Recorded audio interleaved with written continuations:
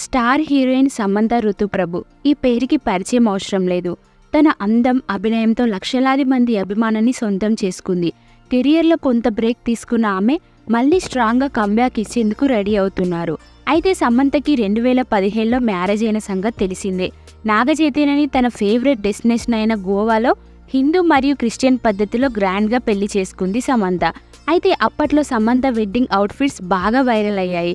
హిందూ వెడ్డింగ్లో సబ్యసాచి సారీ, క్రిస్టియన్ వెడ్డింగ్కి క్రేషా బజాజ్ డిజైన్ చేసిన వైట్ లాంగ్ గౌన్, ఈ రెండు కూడా బాగా ట్రెండ్ అయ్యాయి. అయితే సమంత, నాగచైతన్య 3 ఏళ్ల క్రితం విడిపోయినా కూడా రోజు ఎక్కడో ఒక చోట ఈ జంట గురించి మాట్లాడుకుంటూనే ఉంటారు. సమంత పెళ్లి హిందూ క్రిస్టియన్ పద్ధతిలో జరిగిన సంగతి తెలిసింది. క్రిస్టియన్ పద్ధతిలో జరిగినప్పుడు సమంత ఓ స్పెషల్ లాంగ్ వైట్ కలర్ గౌన్ని డిజైన్ చేయించి వేసుకుంది. అయితే సమంత ఇన్నాళ్ళు ఆ లాంగ్ పెళ్లి గౌన్ని భద్రంగా దాచుకుంది.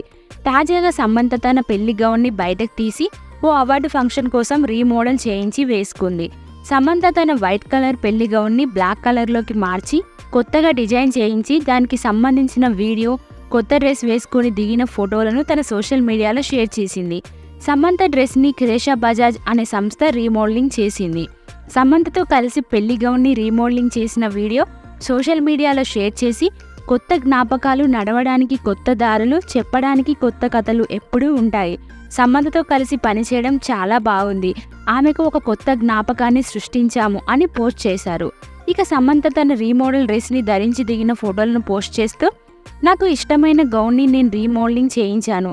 నా అలవాట్లు, నా జీవనశైలి మార్చుకున్నట్టే నా పాత బట్టలను కూడా మళ్ళీ తిరిగి కొత్త రూపం తీసుకువస్తున్నాను.